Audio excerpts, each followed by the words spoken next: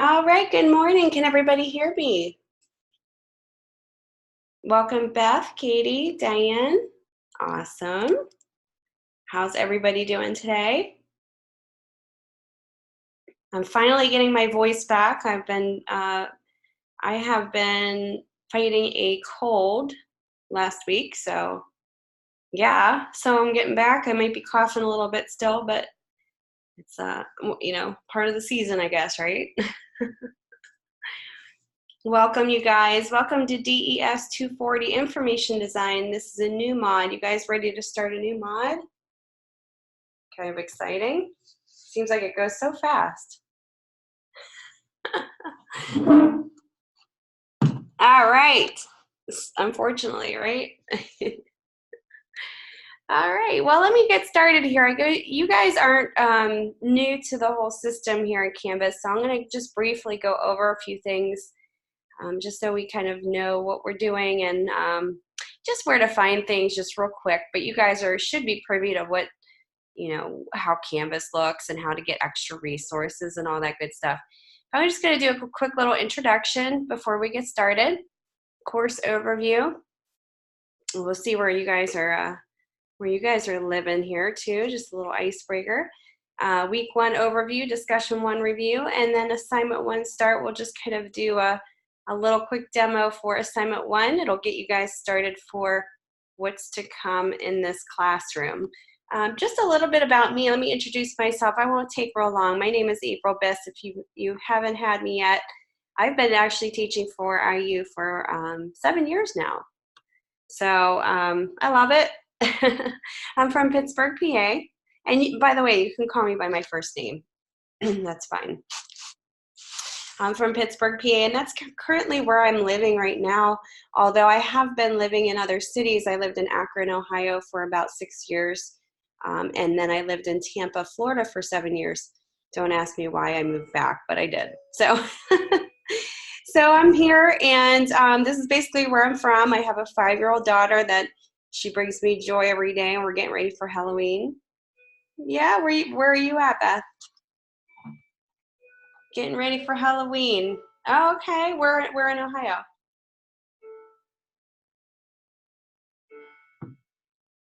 I don't know where that's at.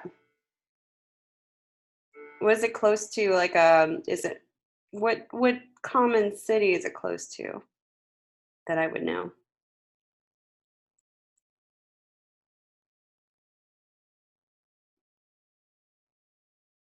Oh, nice. You're in Paris right now. Very cool. Houston, Texas. All right. Oh, Paris, Texas. I was gonna say. I was ready to ask you. Sounds nice though. Okay, 2 hours away from Columbus. Cool. Red Lion, PA. Where's that at, Diane?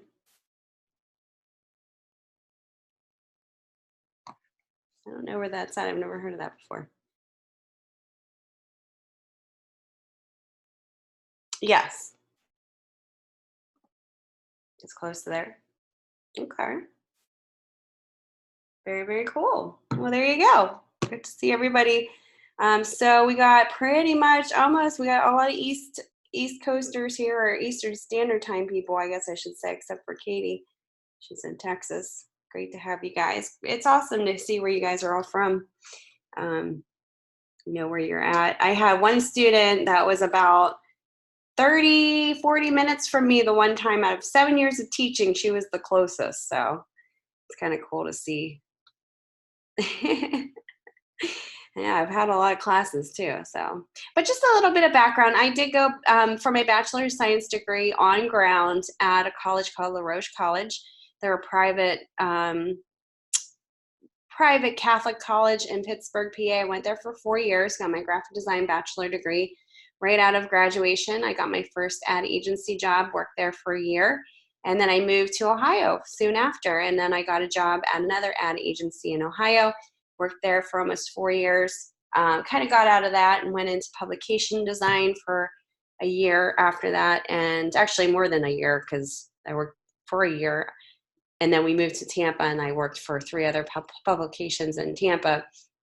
So when I moved to Florida, I was working for publications. I worked for 3 magazines in Florida.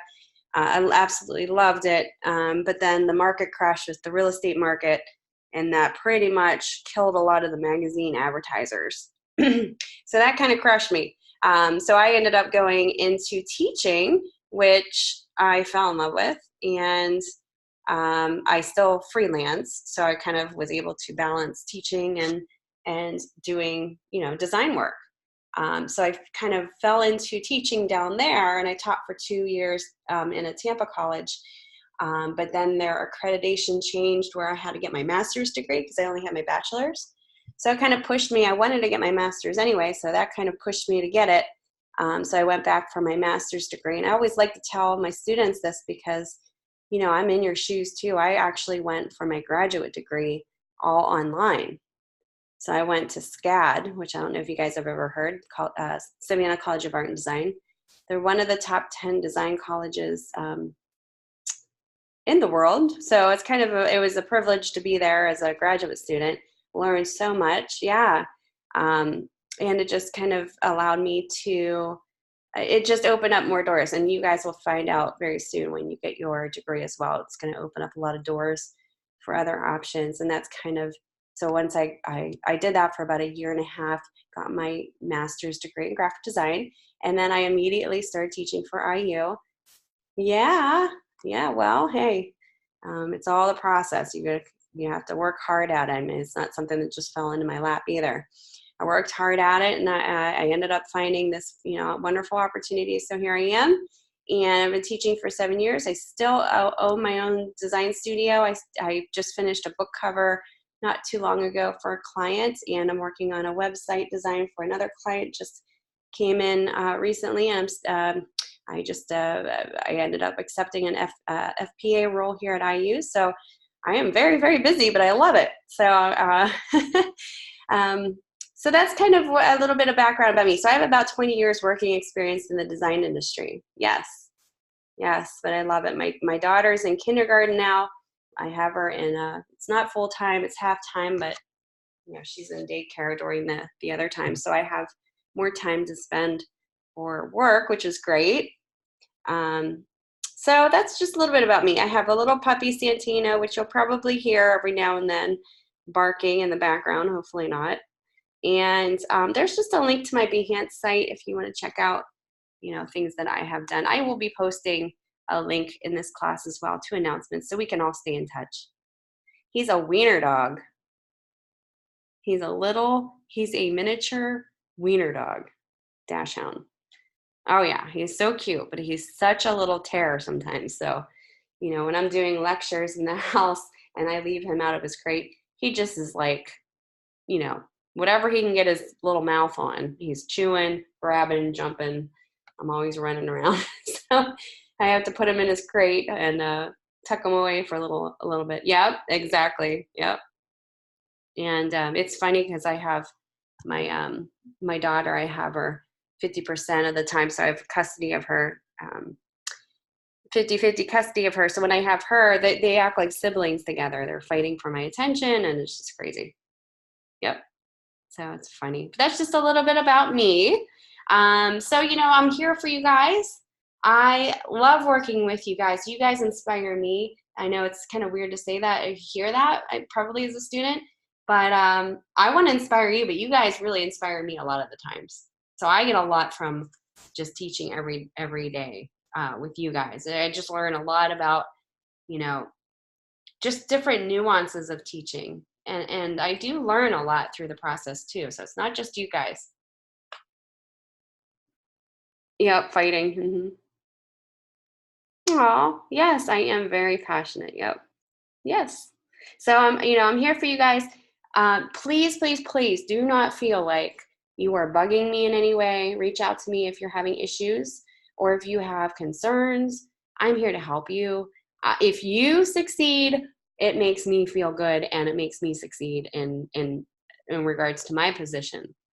Okay, so I'd rather I'm going to be flexible with you guys. If you have something going on, because I have life stuff going on all the time, and it delays you, say, you know, you're having issues with the project and you're going to turn it in a couple of days late, reach out to me. Tell me what's going on. I'll be flexible with you.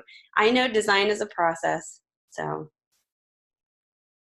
yeah, well, I hope so. I mean, I want to say that, you know, I relate to you guys. Yeah, because I've been there as an online student. It's different. You know, when you're an online student, you have to be responsible. Yep. You have to be self-reliant and responsible for your time. It's a totally different, you know, I always like to say people either are really love it and succeed at it or just hate it. And, you know, just are, you know, it's not for them. Yeah. So good for you guys for, you know, reaching this point in your journey here, because it does take a lot of responsibility and self. You're basically guiding yourself through this. I'm helping you guys, but you guys really are doing a lot of it. Yeah. So I can relate. I know what you guys are going through as a student, online student. It's different. Yeah. But there's also a lot of advantages too. So I'm not just saying the cons about it. Just a few things to think about here to be successful in this course. And these are all pretty, yeah, pretty, you know, come on, you got to watch the lectures, right? It's kind of like the meat and potatoes behind what we do here. Yes. And, you know, think of me as your client. So, you know, just pretend like I am your client. So when you communicate with me, you know, you want to make sure that you're communicating in a way that's almost like your client, very professional. Communicate with me, like I said, meeting deadlines, obstacles, questions. I am here for you. Communicate. You know, I don't want to hear from you, like nothing from you until week 4, and then all of a sudden, oh my gosh, I need help. You know, that's just not going to work. Right away, if you have issues, tell me. I've been very flexible with those of you because like I said, I've been through life and I understand totally things come up. Watch the lynda.com videos in your text. This is your textbook, pretty much. Some great videos, and not all of them are very lengthy. Yeah, and you know, it's like time management. If you're, you know, making dinner, pop on a video, turn it up. You don't even have to, like, you know, look at it every now and then, hear it. You know, as far as time management goes, you can do that. I had a student say, how do you manage to see all these videos and be able to watch all this stuff? Okay, good. And some people just have better time management, and it's just that you have to keep it in the forefront in your priorities, and don't overwhelm yourself. I get a lot of students that overwhelm themselves, where to the point where they freeze and they don't want to do anything else. So small goals, you know, make yourself small goals during the week. Use the resources, media, videos, articles, research, class coach. We do have a class coach. I'll be posting the announcement to, or I guess her hours and availability on announcements. So just take a look at that. Read instructions carefully. You know, sometimes we skip through. I know I'm guilty of it. We kind of skim through things. Just make sure you read through the instructions carefully for each assignment and discussion. Yes, the transition to LinkedIn Learning. Yes, the transition has been made. So that's very cool. Check the rubrics before submitting. You know, it's almost like a checklist. So if you're questioning, how am I going to be evaluated? You can definitely check that out. See if you know, check off everything that's on there. Don't forget your daily checkpoints. I have students always say, how can I get bonus points? Can you give me some extra, you know, credit stuff? I can't do that.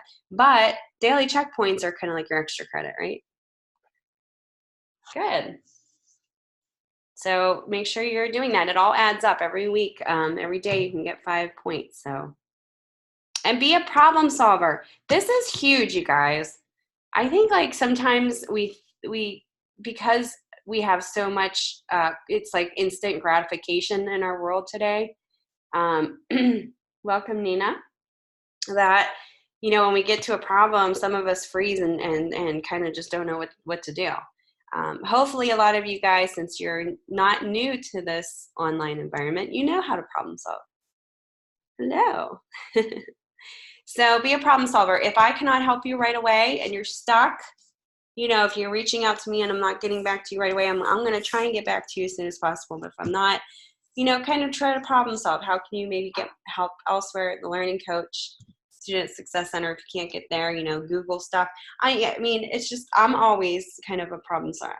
I'm a life learner, I like to say. I'm always learning new things, and part of that is being a problem solver. So don't, you know, don't just make it allow you to like stop everything. You kind of have to research and figure out what your solution would be. Okay, so course overview and orientation. We're going to talk about objectives usually every week. Syllabus, you guys know where to find that, right? Summary list, due dates, participation, everything pretty much is the same with due dates. You know, you got your initial post for your discussion or is due by Wednesday before midnight, responding to your fellow peers before Saturday before midnight, and you know, your assignments are due before midnight on Saturday. I'm going to show you where to find my contact information. There's no multi-sessions for this because it's a 200 level class. So we will break this up into 2 lectures. So we'll be meeting on Monday and Tuesday. So today and Tuesday, same time. We typically meet around 11:30. I had a little bit of a schedule issue today, so I had to push it back. So I appreciate you guys being, welcome Brandon, flexible with me today. And like I said, I talked to you guys through announcements and I sent you an email, so hopefully you got that, and it seems like you did. Course media, Linda, access, and announcements too. This is all, you know, like you guys should know where all this stuff is, so I'm not going to go too in detail. It wasn't working? Last few minutes, okay. Just, you know, you guys pretty much know where everything is, hopefully. I just want to point out in the live session area, I don't know if you guys noticed this, but in this course here, you have videos that are already loaded in here before you know, after this lecture, I'm going to post the link down here. But you have some pre-recorded videos to watch for this class. So make sure that you're doing that. I think they're like 20-minute sessions here. Yours didn't show up. It might take a little while. It looks like it takes a little while here.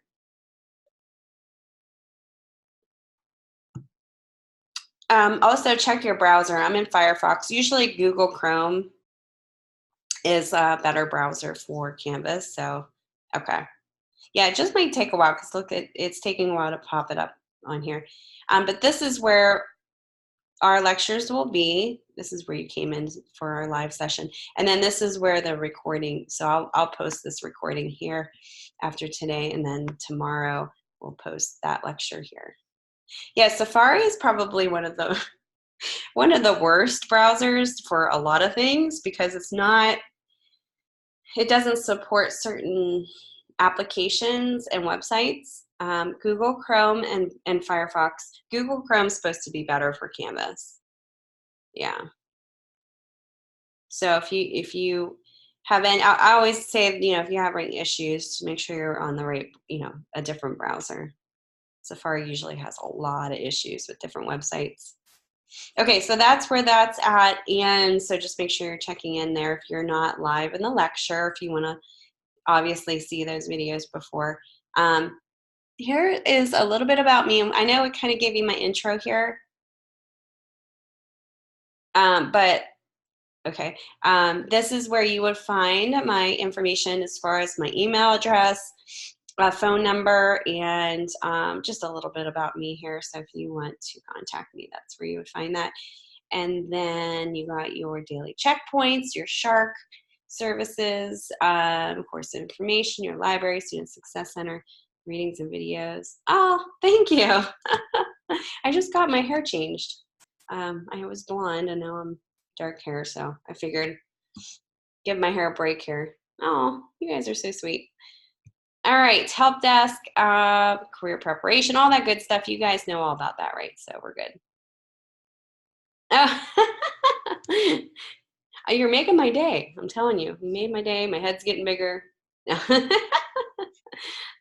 Here's you know, you guys, every, and I don't know if you guys know this, but in here, did you forget about introducing yourself? I know a lot of the time students kind of skip this. Here I am with blonde hair, by the way. That was me not too long ago. But I posted my little intro here, so go ahead and post yours because you might know each other, but I might not know you. And you know, what a better way to kind of break the ice than to answer the questions in here and maybe post a picture, maybe a Halloween picture of your fur babies or your regular babies. And we can kind of, you know, it's nice because I think when we're online, it's so different than being on ground. We don't have that human connection.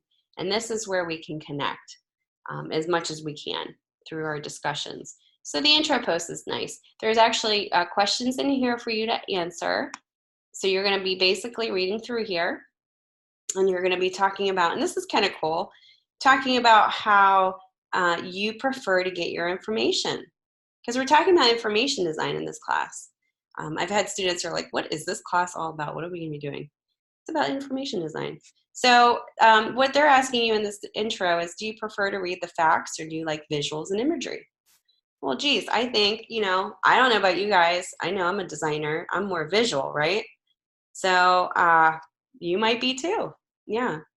So infographics. Do you guys like infographics? You're a mix too. So so a little bit of mix. And that's what's awesome about infographics. You got verbal and visual information coming together. So what this is asking you is, what circumstances are you most likely to use the tech version of a service versus the human part? So you're talking about like, is there circumstances where you like to have more of a human interaction versus a technical version? So talk about that. It could be, going to the bank or, just in line at Target or at the airport, things like that. Think about all that interaction, like, tech versus human interaction. Okay. I think it's kind of interesting to talk about different perspectives. Okay. But basically, this course focuses on visual representation. I'm just reading this right here, of technical information in a variety of mediums. That's pretty big, but we're going to be focusing more on like infographics, and we're going to be developing infographics through Illustrator. And how comfortable are you guys using Illustrator? From a scale of 1 to 5, we'll say 1 not comfortable to 5 being an expert. What do you guys think? Or very comfortable? Oh, okay. Looks like everybody's very comfortable. Awesome. Illustrator is fun. I'm not dating myself or anything, but when I first learned in my design classes when I was an undergrad, we learned freehand. Did you ever hear freehand software? I think it was like a Macromedia called freehand. Was it freehand? I think it was called freehand. Yeah. It was called freehand. And then I learned Illustrator after that. And then Quark Express. You ever hear Quark Express? That's parallel to InDesign. It's a page layout. Yep. So I learned on Quark Express. I actually used Quark Express halfway through my career too in companies, and then that quickly fizzled out, and everybody started getting InDesign. Quark and freehand. Yep. Isn't that funny? So freehand kind of is a vector-based program, just like Illustrator. Just didn't quite catch off as much, catch on as well as Illustrator did. But that's the one that I learned on. But you guys are going to be, and obviously I learned first, but then I obviously went into Illustrator and used that more so. But you guys are going to be using Illustrator, which I think is a really amazing program. And it seems like you guys are real comfortable with it, which is good to see. So awesome. Any questions so far or comments that you guys have?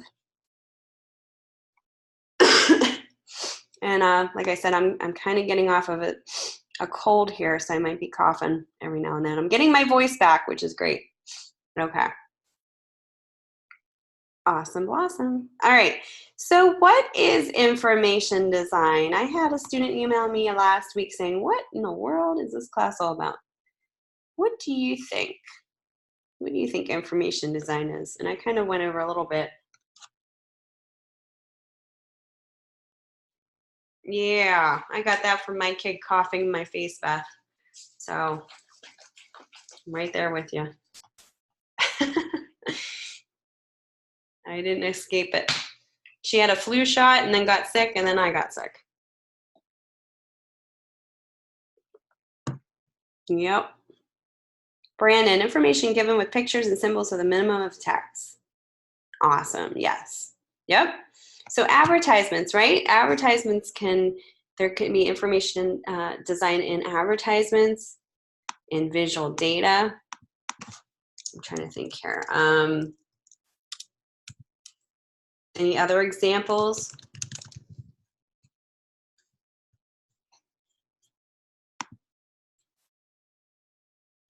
I'm going to kind of skip over here into Google. I just did a real quick Google search for information design examples. And there's some really cool examples here. Presidential campaigns, awesome. What about like maps and stuff like that? Like, or dental offices, you know, like information through dental offices, or, oh, here's one about anatomy of frozen desserts. Ooh, that looks good.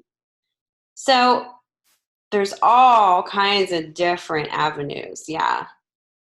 And what's neat about infographics, it's a way to quickly get information, a lot of information across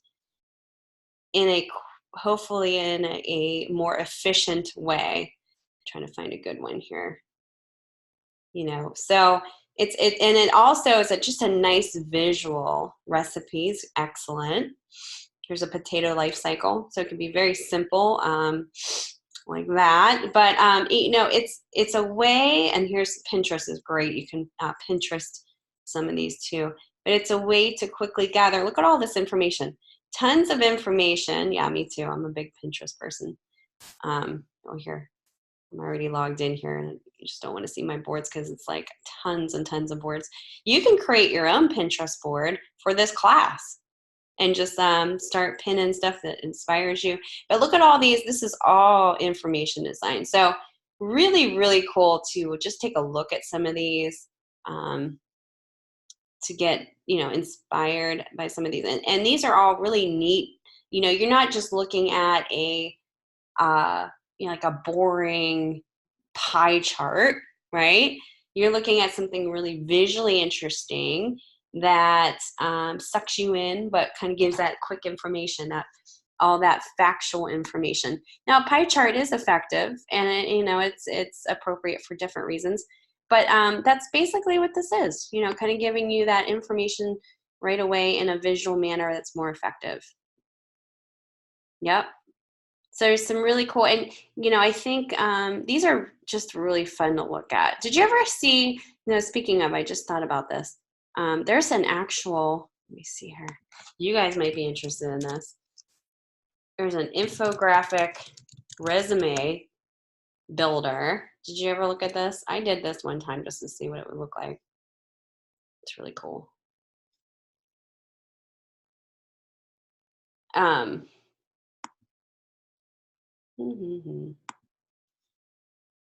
There's an actual template here.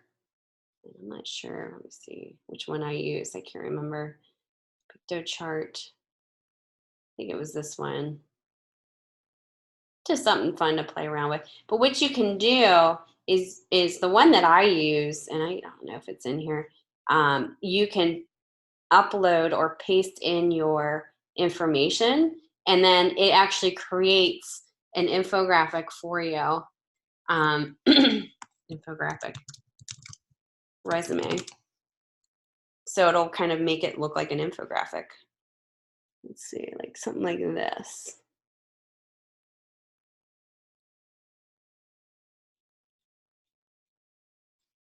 Got it. So it's kind of cool because what it does is it kind of creates all these I guess, icons that show all of your creative tools that you work with. Yeah, you know, just your design fields, you know, it's showing you, you know, your comfort level in each one of these, your educational background. So it's just a different way to view it, and something to definitely check out. I'm not sure if there's different templates that you can take a look at. Here's another one. But you can see how this is taking the information and showing it to you visually and verbally at the same time. So that it's, you know, it's showing it in a different way than just all copy. Here's one that's a little bit more monochromatic, but you can see how some of these are easier to read than others. But very cool, you know, something that some of it's easier to digest than others. This one's pretty crazy, huh? So it has a lot of stuff going on. Some more simple than others. But anyway, that's what we're basically dealing with our infographic design. So what it should do is it should easily and effectively visually communicate and verbally a lot of information quickly and interestingly, effectively. Yes, and there are bad infographics too. There are ones that just they're real vague or maybe too intricate. So, you know, you kind of want to keep that in mind. But it could be used for marketing, sales, campaigns, street signs, directional signage. Think about that. You know, pictograms are used a lot for signage or wayfinding. If you ever Google that, you can see that's its own specialty in itself. Yep. Government information, websites, apps. Some of you guys brought up some really good purposes too for information design. Do you ever go into like a doctor's office and see like that informational infographic on the wall about heart disease, or like, you know, if you're at the doctor's office or like at the dentist office, they show you other things. And even at a vet office, you know, it's just a quick and easy way to look at information, get that information quickly, but also attracts you to it. So you're not just looking at this very copy heavy poster. So the purpose is visual communication. That's what we do as designers. We visually communicate. It relays information quickly, hopefully. Clarity and simplicity is what information design's purpose is. User experience. You know, that could be even online. Human-centered design, problem solving. And when we use information design, the vehicles we are using that through would be signage, we just talked about that, TV, video, direct mail pieces, social media, email, billboards, advertising, websites, and interfaces. It could be a kiosk. You could walk into the mall. You could have an infographic on a kiosk showing you signage of where everything is in the mall, you know, for example. So that's what information design is. All right. Any questions about that? You guys seem like you pretty much know what that's all about, which is great. We went over a lot of these, you know, we kind of did our intro here. Let's take a look at our discussion if you don't have any questions. Okay, let's get started here. And before we get into discussions, let's take a look at your learning objectives. All of these learning objectives each week is pretty much what you should be learning and walking away from each week. So it's important to understand and go over these in the lecture before we get started here. We just started this video. Sorry, guys. Okay, so in week 1, we're going to define and apply the appropriate use of infographic templates, because there are templates, and I just showed you that resume template builder that you can plug your stuff into, and it easily creates this infographic for you. There's uses for that, and then there's ones that you have to build it yourself or do it, you know, from scratch. So we're going to kind of talk about the why you would use one over the other and what's the appropriate use of that. Analyze and evaluate technical data to appropriately filter the data for use in an informational design piece. Not all things in a, you know, if you're given a chart or given facts, not all those facts go into it. So you kind of have to filter through the data for your piece.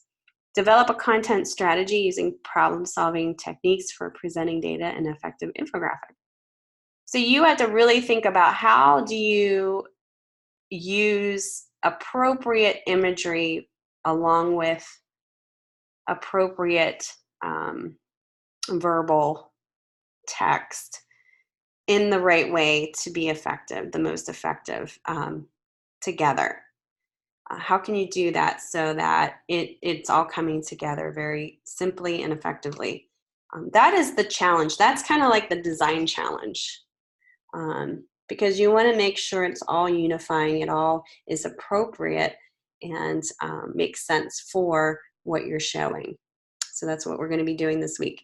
So week 1 here, you can definitely check out 13. There's 13, a little video here about 13, what are you talking about? Reasons why your brain craves information. Design here. You can definitely check that out on your free time. Balanced graphic, yep. And then it makes sense. There's ones out there there's infographics out there that don't make sense. Therefore, they're not effective. So it's not just about making it look aesthetically pleasing. It's form and function in this regards. You've got to have it read, write, and make sense verbally and visually in order to be effective. So I think that's one thing to think about. Just like with anything, it can look aesthetically pleasing, but will it work? Okay. Yep, exactly. Let's take a look at your discussion here. We're going to talk about the pros and cons of using infographic templates. There's a reason, and we're going to be doing both in this class, so you're going to see the pros and cons of each.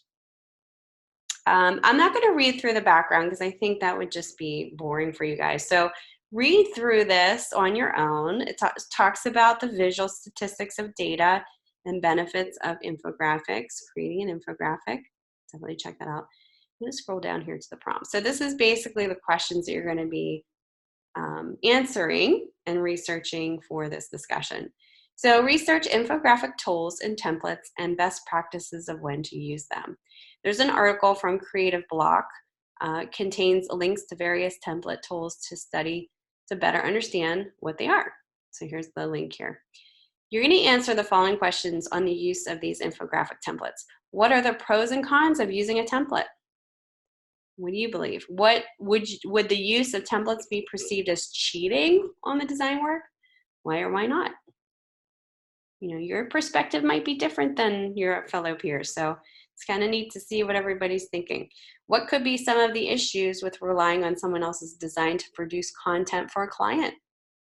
What could be some of the issues? What if they came to you and they said, I want this factual information in here, and then I want you to use this template that's specifically designed already. It's a template builder, and it's not going to work. What are the issues? Could be some of the issues. Are there times when producing an infographic from scratch would be necessary? Why? And I think a lot of these questions after we design our original, so you guys are going to be designing an infographic from scratch, and then you're going to be doing one from a template. So I think after that, when you look back at these questions, you're going to probably maybe see a little bit differently, possibly, unless you've already, has anybody ever used a template yet for infographics in here? Or ever played around with it? No? Okay. Like I said, I just did that resume builder real quick, and it was kind of cool, but some of the things kind of were restrictive for me. So that was kind of like a con for me. Some of them aren't as easy to customize. So things to think about. So for your citation, you might use articles that show examples of the use of templates. You might show kind of the pros and cons visually within there. Just make sure you're embedding that so nobody has to click on it to download it. Here's the link that you're supposed to click on here, 19 incredible options, infographic tools. And what's neat about this is you can actually go in here and look at each of these apps, these tools that allow you to create template, or actually use templates to create infographics. So you can watch each of these are different different apps. And some use, Photoshop, some use their own. Here's one that uses their own editor software. I've used Visme before, Visme.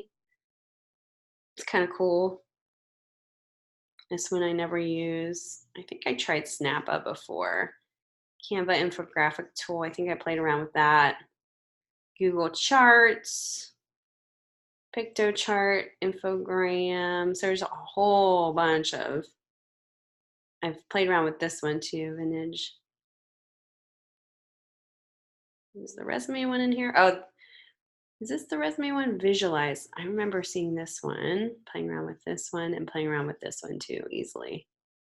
But go ahead and check these out. It's kind of cool. And some of these, obviously, you have to, if you want to try, you can just like click on them just to preview what they're all about. But some of them are free. This one's free, for instance. So you can kind of play around with that if you want. And some of them you have to pay for.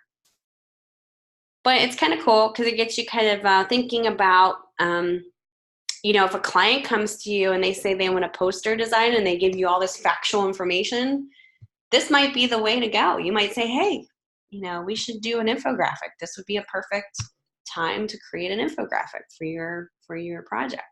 You know, not all the times do clients come to you and say exactly what they want. You kind of have to think about it in your mind, what's best for the client. So like, for instance, if they come to you and it's like, say, a doctor and they have all this, they want to do a flyer or poster about something they want to make awareness of, and they have a lot of factual information about it, that might be something that you might want to, you know, kind of tell them, you know, they could really benefit by using an infographic if it's appropriate. So, you know, things to think about in that regards. Yep. Yep. All right. No questions about that. Here's course media too. I didn't check in here, but this is every week, you guys. And you guys should know this by now. You have required articles and readings in here. Excuse me. So for week 1, you got your required articles, 10 free tools for creating infographics. So this is kind of what's in your discussion anyway for this first one. But then you have your other articles here too. You have your 5 data visualization best practices article as well to listen or to read. And then LinkedIn Learning playlist. You got your big ideas. So what is data visualization? Just kind of is a nice little synopsis of this.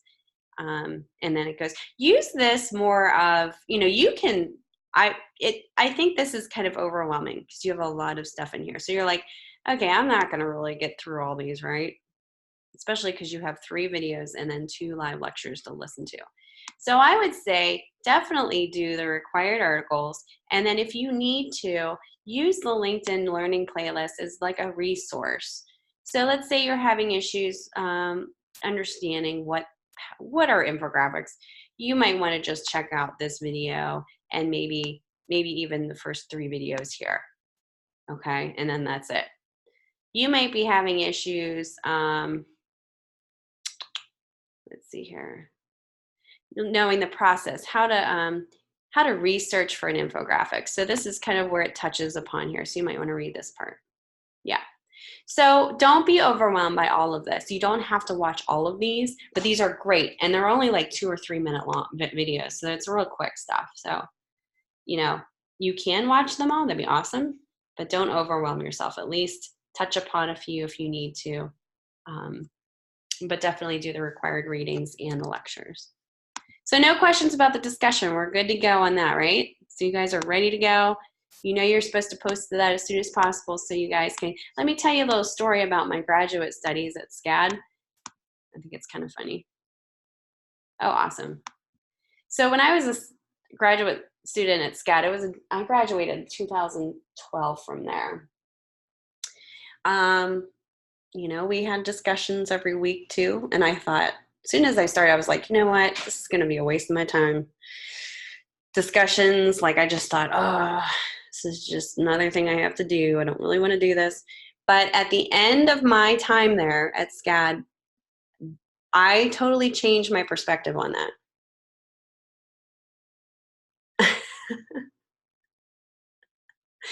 I totally read your chat there, Brandon. I'm not sure what you're talking about. I don't know if you're talking to me about that or if that's Beth. But anyway, I totally changed my perspective on what I thought about discussions. And it was only because, and it probably would have stayed that way, but all the students that I went to school with, all my fellow classmates, changed my perspective because they were so involved and invested in the discussions. I learned so much just from the discussions because of that. For instance, we would be posed a question like you guys every week, and we would have to put our perspective and what our ideas and what we thought, and then we would have other people respond on that. And it was just amazing how many different views that I never even thought about, that my fellow students would tell me, hey, I agree with this, but did you ever think about this? And it was like, oh my gosh, there was a lot of like aha moments that I'm like, I never even thought about that. So there was a lot gained in that, and also responding to your peers, you know, giving that insight to your peers, seeing that they're only seeing it maybe one side, or maybe they're looking at things in one way, and you kind of give them another perspective. Yes. hmm So, definitely it's what you put into it. Just like it is all throughout your journey here, it's what you put into it. You can learn as much as you want or as little as you want. I always say it's like a cruise. If you want to take a lot from it, you can go and do all the excursions and do as much as you want, or you could just sit in the ship and you know relax and do this least amount as possible. But you gain as much as you put into it. So think about that. All right. So I want to see those discussion posts. I want to see you guys really interacting with each other and gaining as much as you can. All right, we're going to take a quick 5-minute break so you guys can, get more coffee, chocolate, whatever, Halloween candy before your kiddos go out. And get some sugar in your system so we can get started with your assignment 1. That's right. All right. You're going to eat all that Halloween candy before the kiddos come and get it. That's usually what happens, right? Buy a bag for yourself and a bag for the kiddos. All right. All right, so I'll be back in 5 minutes and we'll go over your assignment 1.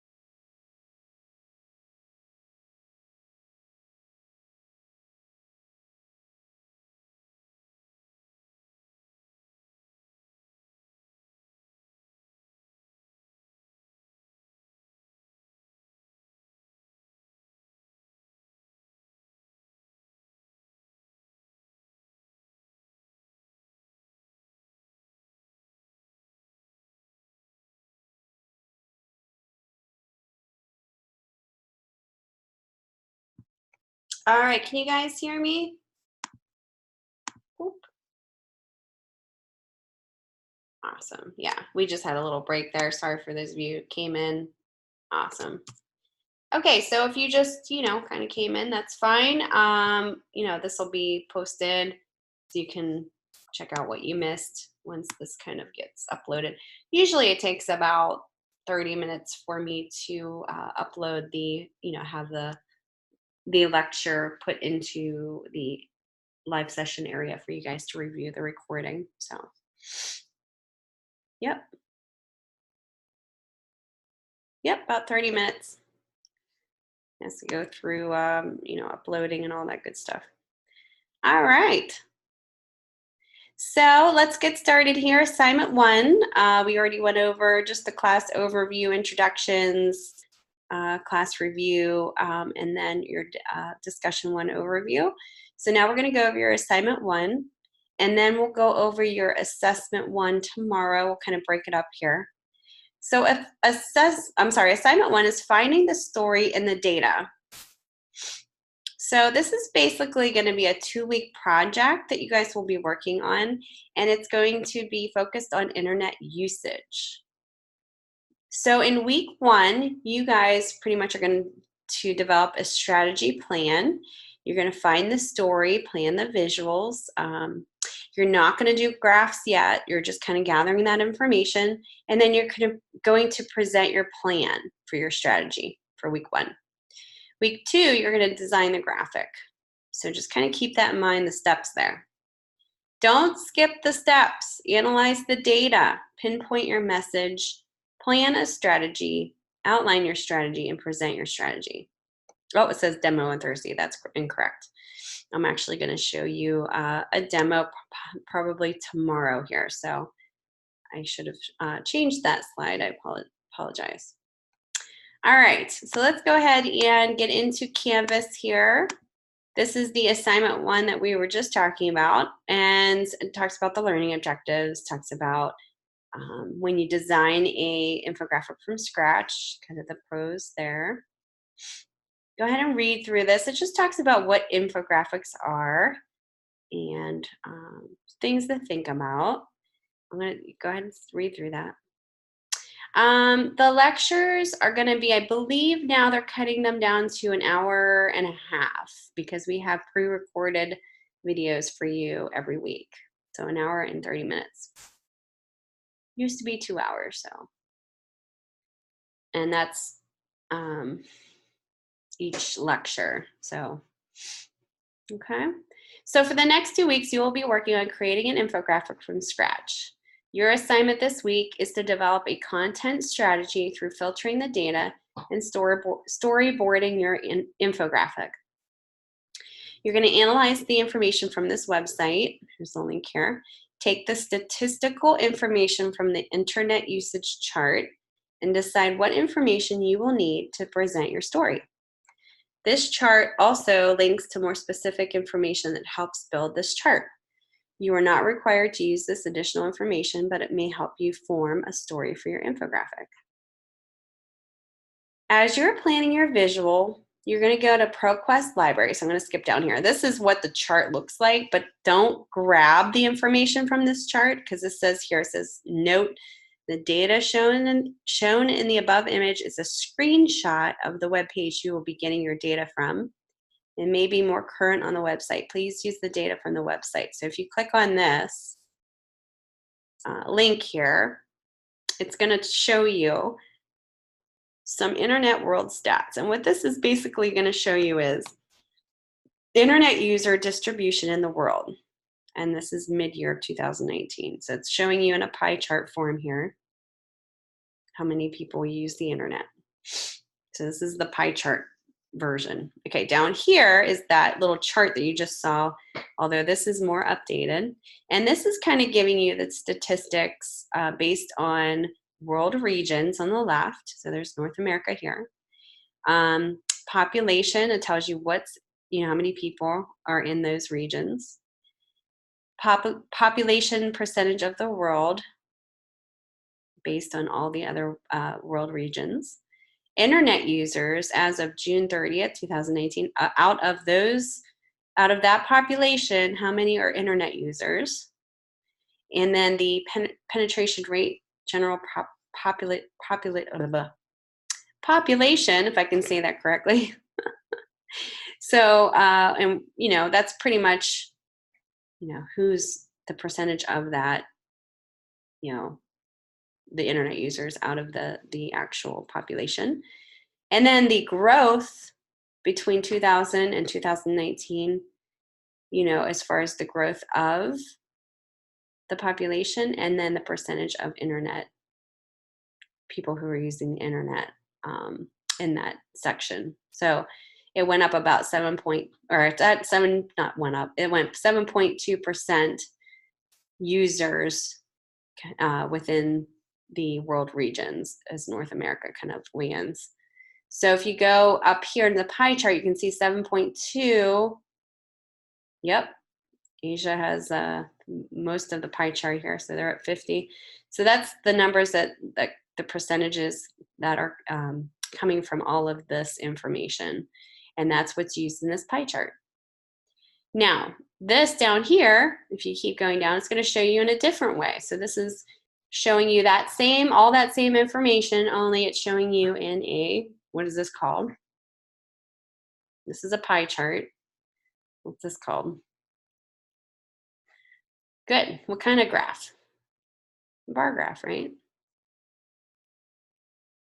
Or a line graph, bar graph. Yep. So it's showing you in a different way, right? So instead of showing in a pie chart, the percentage it's showing you, the 2300, see Asia. What do we see here? That's the population. It's showing you the internet users in the world by geographic regions. So it's actually showing you the users based on that information. If you go down here, it's showing you another one. Yeah. This one is showing you the penetration rate. So this is kind of showing you the world average. You got the 58.8 and like how they're increasing mid-year 2018. So this is, and then it talks about these usage statistics down here too, kind of where this is coming from. But that's basically different ways to view these statistics here. And so what you're going to do is you're going to come up with a plan on how to show these statistics in a visual way as well, and then maybe in a more interesting way than just a pie chart. Okay. So here we go. I'm going to keep going here. So as you're planning your visual, go to ProQuest Library, search under Arts using data visualization. Be sure to include quotation marks when you do that search, and find at least one article on data visualization that will help you understand how to take data and find the story for your strategy. So you're going to go into ProQuest.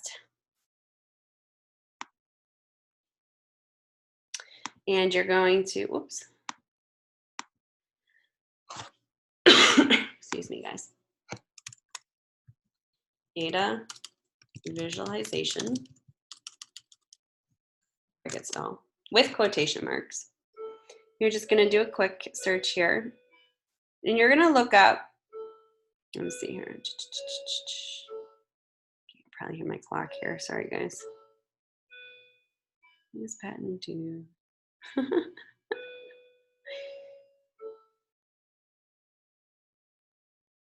Okay, here's one, for instance, visualizing data in art education. You might have to scroll through a couple of these, but not necessarily. I guess, this is 2018. It should be pretty standard in regards to what you're looking up. So I'm not sure if time would really matter, but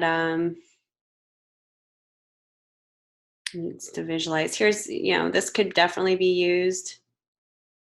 You could kind of take some information out of here too. So, do a little search there, see what you can find. Here's data visualization as a commercial tool. There's another one. Oh, okay.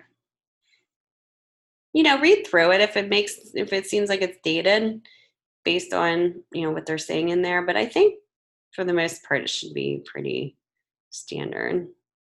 Okay, so this one talks about different types of graphs, which is kind of interesting. Bar chart, pie chart, infographic, talks about infographic, do's and don'ts. So this is a good one. So pick, and this one's data visualizations as a communicational tool. The one above was from 1996. This is 2015. Yeah, so, you know, search through there. I'm sure you're gonna find all kinds of stuff. Let me go back here. All right, so you're gonna go through that. Any questions about that though? That's pretty simple, right?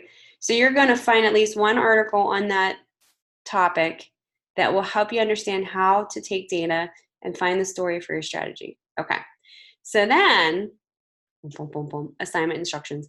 You're gonna use InDesign. Now, we're gonna use Illustrator too, but this, you know, we're building a strategy. So in InDesign, you're gonna lay out your content strategy and arrange it so that it could be presented to a client for approval of your strategy. Your content strategy should include the following.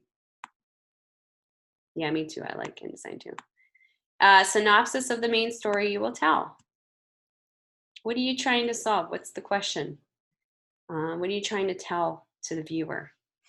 Number 2, a plan for your infographic. So an intro, data inside, and conclusion, a sketch or an outline, for example, as a sketch or outline. Number 3, include a plan for hierarchy, type of imagery, what text you will use, kind of start thinking about, this is kind of the brainstorming of what it's going to start to look like visually, the type of graphs you will use for the data, a suitable color palette, be sure it fits the topic and your audience rather than being your personal preference. Since the finished piece will be a printed poster, just an FYI there, your color swatches should be a CMYK color mode. So this will be a printed poster. Just keep that in mind. Citation of at least one ProQuest article that you found that helped you come up with your data story, visualization story, and how it was helpful.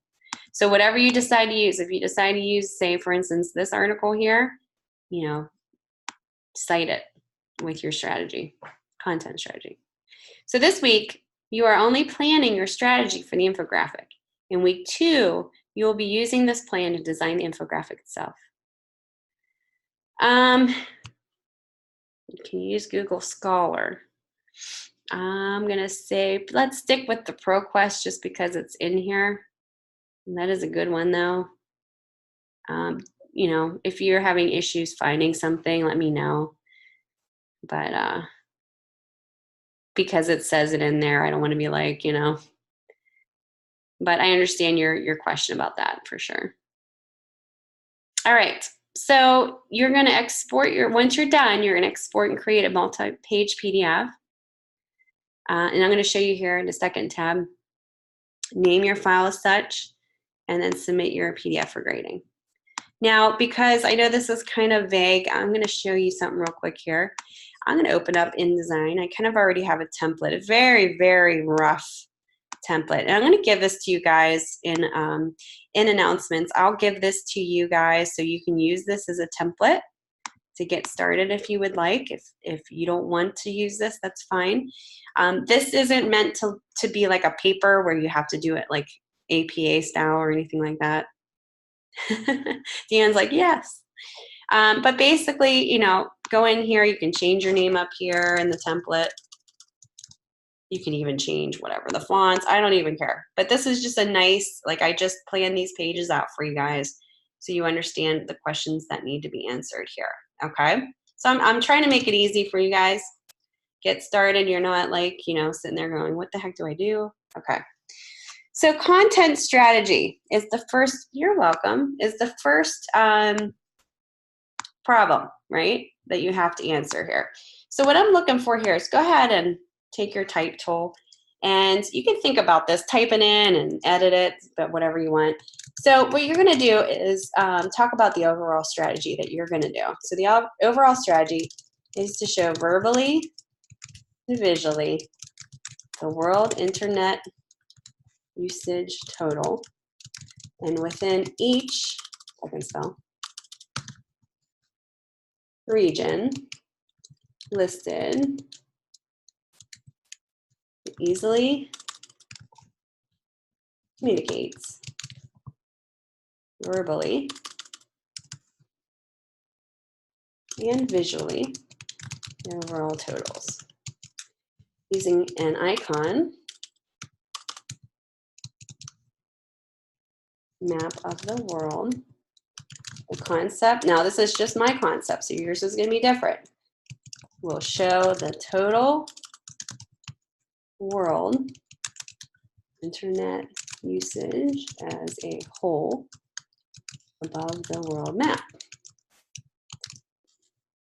And then the other visuals and facts will be sectioned off based on the mapped region. So this is my concept.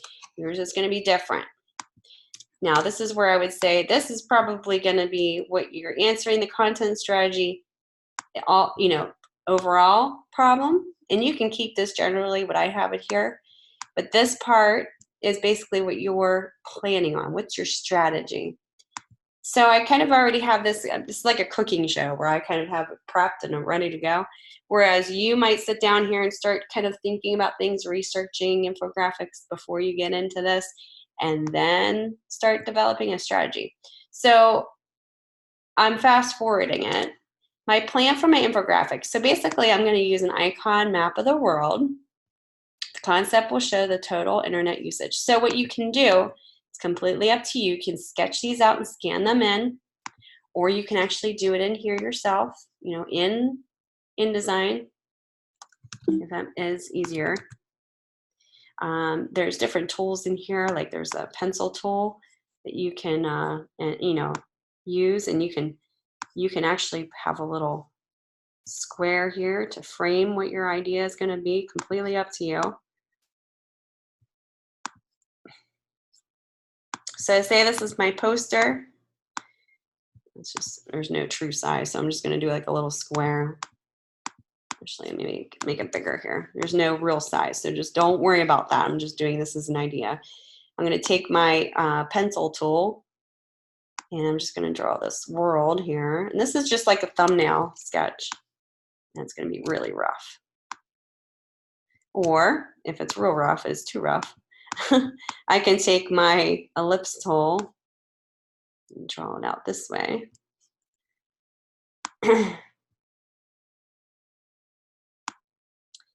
And let's see, let me cut it right about here, and right about here. And I'm going to get rid of, oh, not that part, get rid of this part. Okay, so that's my world here. And then what I can do is I can go in here and just draw freehand, just pretend like this is land and off the world here. And then my idea is to kind of visually show these different regions and have these kind of coming out here. Now this can be very loose. Like for instance, for position only, when you do thumbnails, sometimes they're really loose like this, where you're just showing these squares as where the copy would be. It doesn't necessarily mean that that's what it's going to look like. So it's almost like you're, just very easy, quickly just showing what this is going to look like in a wireframe way. Wireframes are kind of like sketches in web design, where it's going to show you where navigation will be, where the images will be, and that's kind of what this looks like too. It's kind of like the thumbnail stage. And then so right here, say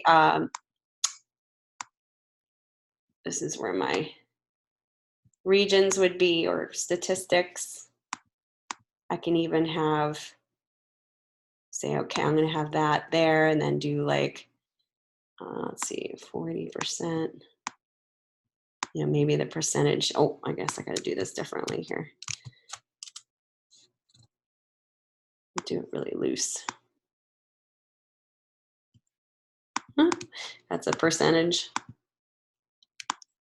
We'll just do it really, really, really rough. And that's okay if it's rough. We kind of want it to be at that rough stage anyway. And this would be kind of where the headline would be. So I'm just kind of thinking about visually how everything's going to come together. This is the headline, where everything's going to fit in. And then I can do another square down here, where maybe it's a little synopsis of what we're seeing. And I could put body copy down here as well. Oops.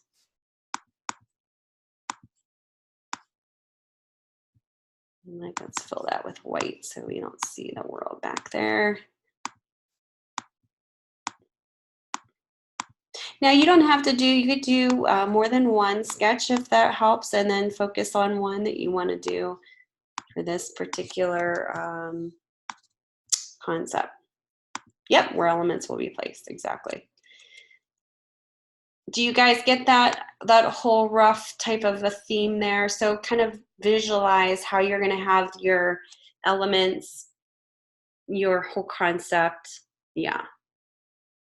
It could be very rough. You don't have to have all the details in there. It could be very, very rough. Just start thinking about visually how you're going to set this apart. So what I'm going to do is I'm going to point out the different world regions. I'm going to highlight their name and put their percentages out here. Yep. So how can you show that? So that, yep, you don't have to draw on paper. You can do it in here. And, you know, you leave as much space as you want. You know, like I said, I'm just going to give this to you guys as a template so you guys can play around with it. Okay, so the next thing is a plan for hierarchy. So type of imagery. This is where you start thinking about the details that you didn't quite put in there in your sketch, but you want to start thinking about that. So for instance, I could put something like this. Headline would be larger in point size and emphasized by placing it on top of infographic that will explain what the viewer is about to read and view within the infographic.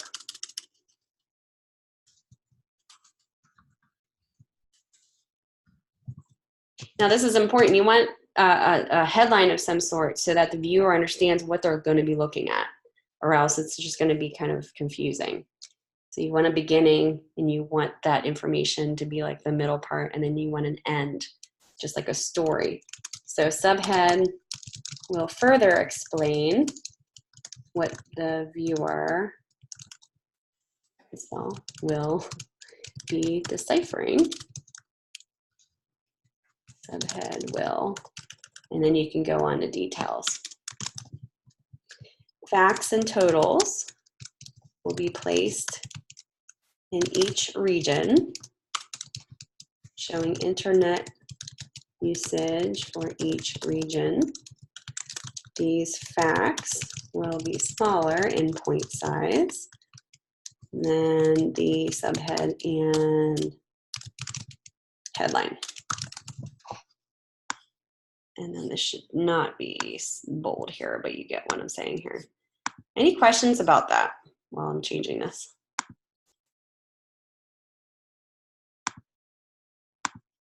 Just kind of giving you a good start here, hopefully. Okay, so then the graph, so you can get more in detail than I did there. It's completely up to you. The graph, you can start thinking about types of graph for the data. What do you think would be most effective? Yeah. Total number will be shown within the infographic. So because I'm using like a percentage, that's why I'm saying that for here. Now, if you're using a chart, like a pie chart, you would explain that here. I'm using a pie chart to show, you know, the specific visual here. We will kind of go over how to make different charts too, I believe tomorrow. So if you want to hang on You guys aren't going to be using charts just yet. Like, this is just a strategy, so don't feel like you have to learn it right now. But we will go over that. Can we choose a pie chart? Yep. Yep. Okay, so colors, you know, obviously CMYK colors will be monochromatic overall, except for region and percentage shown, which will be pops of color bold and bright. Final colors will be converted into CMYK for print purposes. So start thinking about how you're going to show your colors. It might not be monochromatic, like I said here. It could be, you know, you might want to stick with just all monochromatic and do pops of color. You might want to do a whole range of color. You might want to just stick to a black and white with a pop of color. You know, start thinking about that in regards to, because color can be very, you know, obviously you guys know that it's a principle of design, and not principle of design, it's an element. It's an element that we use to persuade and to attract and to emphasize, and it can be very, very, very powerful. So start thinking about that. And then your citation, your ProQuest citation, you know, you want to cite this. So you want to cite this MLA style, or APA, sorry. You guys are APA. So APA style online article.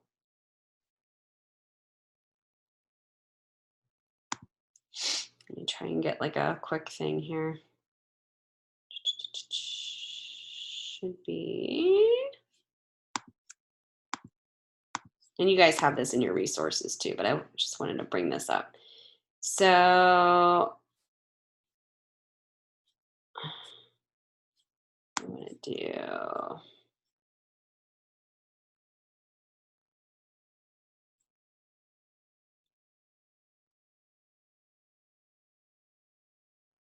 all right, so if you're doing a website, for example, this is kind of how you would have this in APA style. And I know this is in your resources too.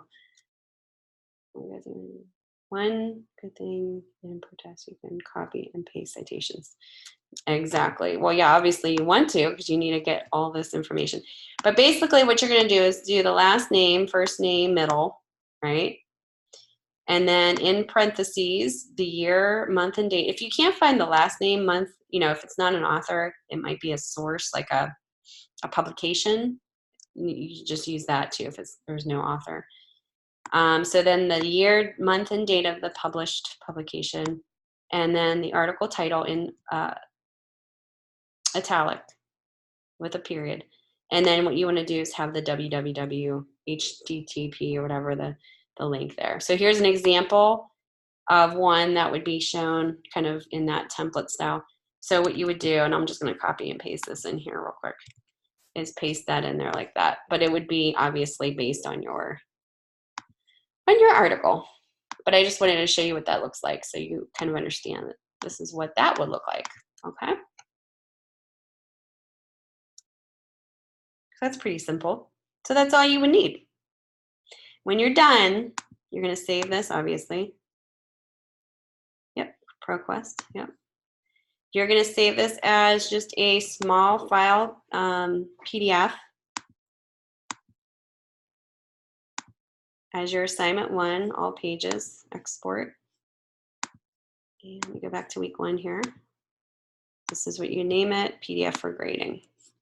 Just go ahead and open it after you save it, just to make sure it looks good, you're not missing any information. I'm going to open it up here. So when I open up your, and it could be multiple pages, doesn't just have to be 1 or 2.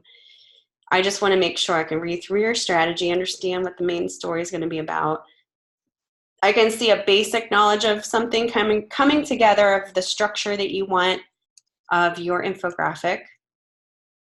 you know, it could be a pie chart. It could be a bar graph. So you might want to share that in here too. Talk about plan for hierarchy, your graphs colors. You might even want to put the colors in there. It's kind of like a mood board, right? Are you guys familiar with mood boards? See if I have any examples here to show you. So mood boards kind of get the mood set, right? Of what you want to do. Okay. See if I have any examples.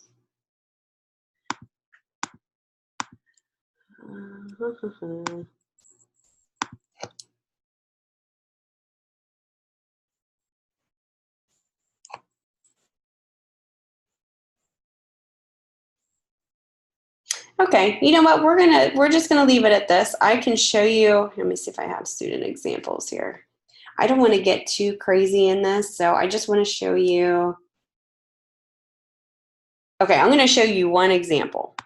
I don't want to get you guys to, like, you know, too far into this. I just want you guys to start thinking about a strategy. But I do want to show you one student example of one that after the strategy is done, what they came up with. So this would be in week 2. Kind of keep that in mind. This is not what you need now. This is something that would be done after you went through all your strategy. Okay, so this is an example of one that was done by Scratch, I should say. And so you know, this particular student would, you know, obviously have theirs mapped out in a way where it's like a 1/3 role. So this part would be text up here, and this would be more of the graph.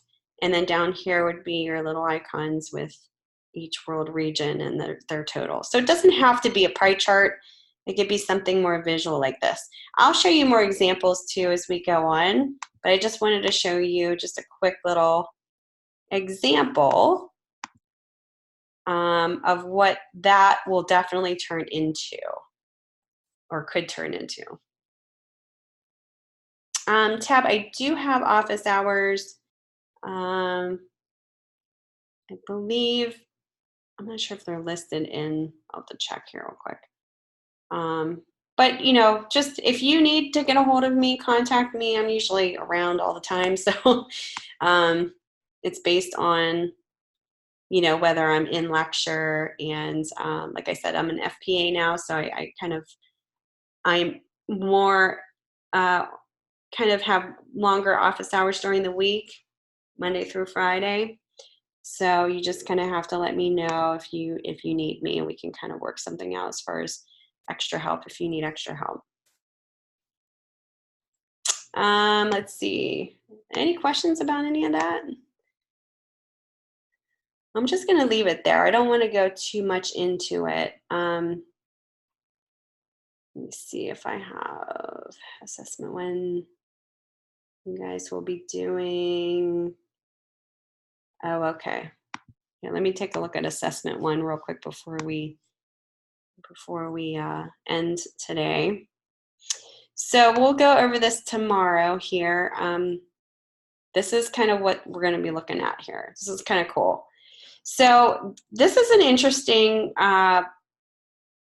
way to kind of go about this. So you guys are developing a strategy for week 1, assignment 1, for your from scratch infographic that you're going to create in week 2.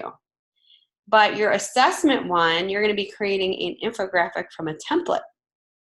So we're going to go over this tomorrow, just to kind of give you a heads up. We're going to be doing a completely different visual, not one connected to your assignment 1, that uses a template, just to kind of give you an idea of how to use templates.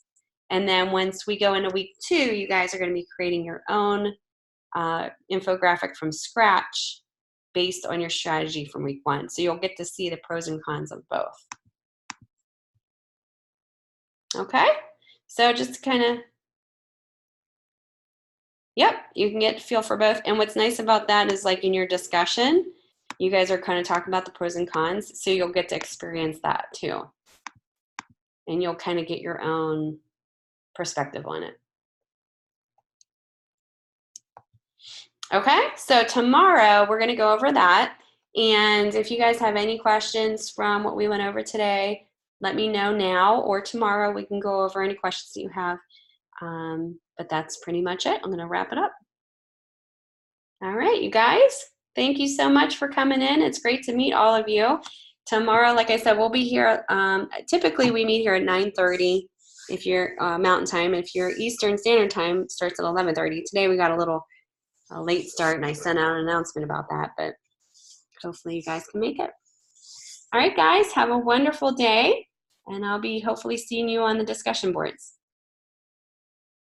All right, guys, see you later.